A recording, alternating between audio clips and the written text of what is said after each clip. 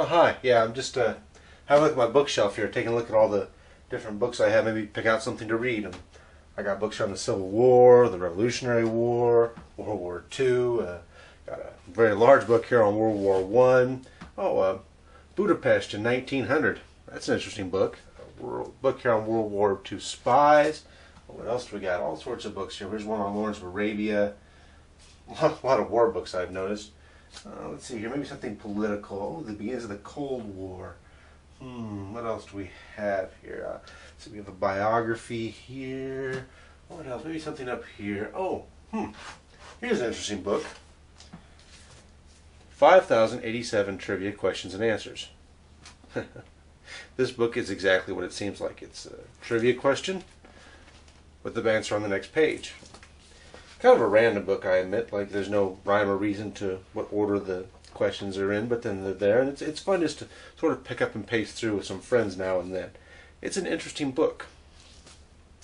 You know, recently, my good friend T-Coon asked me to talk about the presidents of the United States before George Washington. Yes, the Articles of Confederation, the government we had before the modern Constitution, had a president. It was the president presiding over Congress of the United States of America.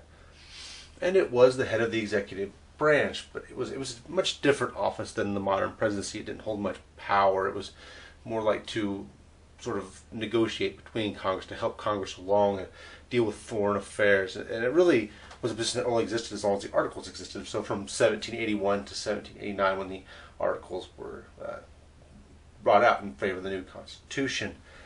And actually in that very short period of time, 9 men held the position. The position would only be held for a year. In fact, the longest anybody actually technically held the position was 11 months and 29 days.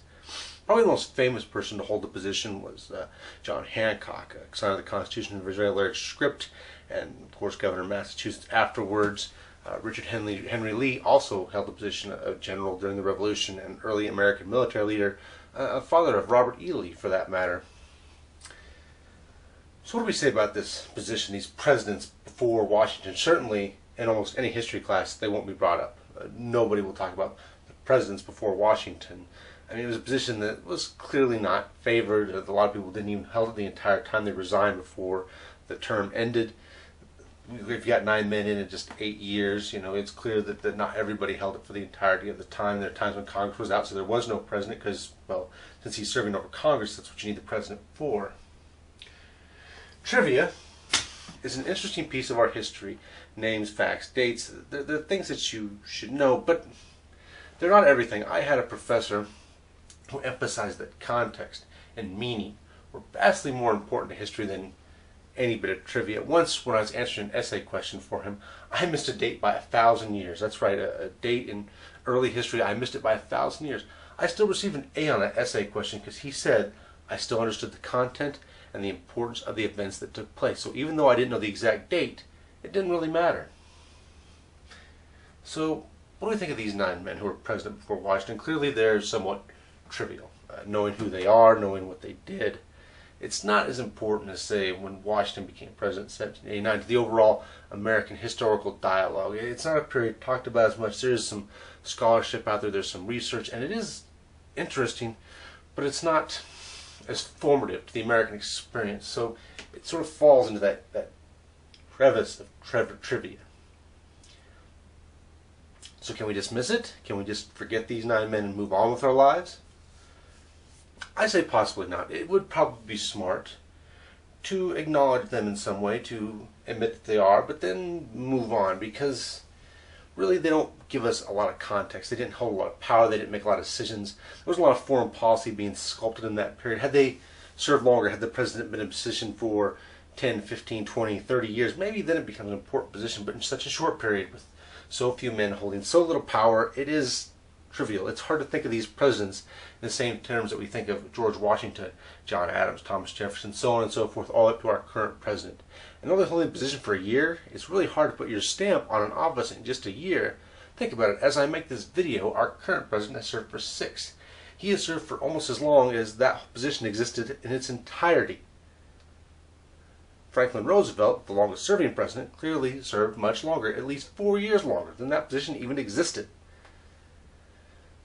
So I hate to dismiss it. In fact, I'm not dismissing it, I'm acknowledging it here. I'm speaking of it, but it is a minor point in history. It isn't something that's really you can focus it on and do a lot of scholarship and academic work, or even really provoke a lot of thought from. It does exist, but it's not something that can really be formative in the patterns of history. And there's a lot of little bits and pieces like this scattered throughout history. Lots of little things here and there, little pieces of trivia. George Washington chopping down the cherry tree, right? Famous story. Supposedly George Washington chopped down a cherry tree, went to his father and said, "I cannot tell a lie, I chopped down the cherry tree." This never happened, of course. It was a campaign story. It was a story that his side cooked up for his campaign for presidency to show how honest George Washington was. Does that story really contribute to the scholarship of George Washington or history? A little bit, of course, but it's somewhat trivial. The year he became president, 1789, is that really important? Is that more trivial? You have a lot of these things that are on the border between pure trivia and pure history, and it's always nice to acknowledge them, to know that they existed, and to have them in your back pocket, especially if you're doing serious research and scholarship on the issue. But speaking informally somewhat, if you don't know all these little bits, it's really not that big a deal. Even as a historian, I will admit, it's really not that big a deal. So here it is. The 9 men that served as president, they probably shouldn't be poo-pooed and just lost to history. They should be remembered on some level and always mentioned, but really, there's not a lot to say about them other than, yes, they held an office that was called president, but was not as important as the modern presidency. There you have it. I hope that gives you a little historical perspective.